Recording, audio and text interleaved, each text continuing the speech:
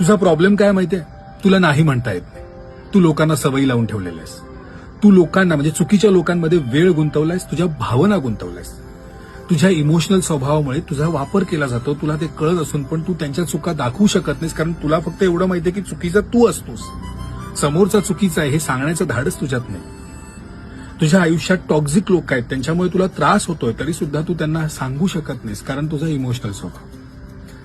तू प्रत्येक गोष्टीचा ठेका घेतल्यासारखं समोरच्याला समजून घेत बसतोस. समोरच्याची चूक असताना सुद्धा त्याला प्रत्येक वेळेला माफ करतोस आणि तो प्रत्येक वेळेला तुझ्यावरती चुकांचा भडीमार करतो.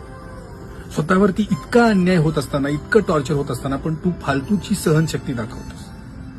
खरं तर ना, तुला स्वतःची किंमत नाहीये, स्वतःची व्हॅल्यू नाहीये, स्वतःवर प्रेम नाहीये. आणि या गोष्टीमुळे लोकांनी तुला इतकं टेकन फॉर ग्रँटेड, गृहीत धरलेलं आहे ना, की तुझा आता कचरा झालेला आहे. आणि यामुळे तुझ्या आयुष्यात सगळे प्रॉब्लेम्स आहेत. आणि या सगळ्याला कारणीभूत तू आहेस, कारण तू लोकांना हे करू दिलेस. त्यांना वाटतं की तुला सगळं चालतं. कटू आहे पण सत्य आहे. तुझा प्रॉब्लेम काय माहिती?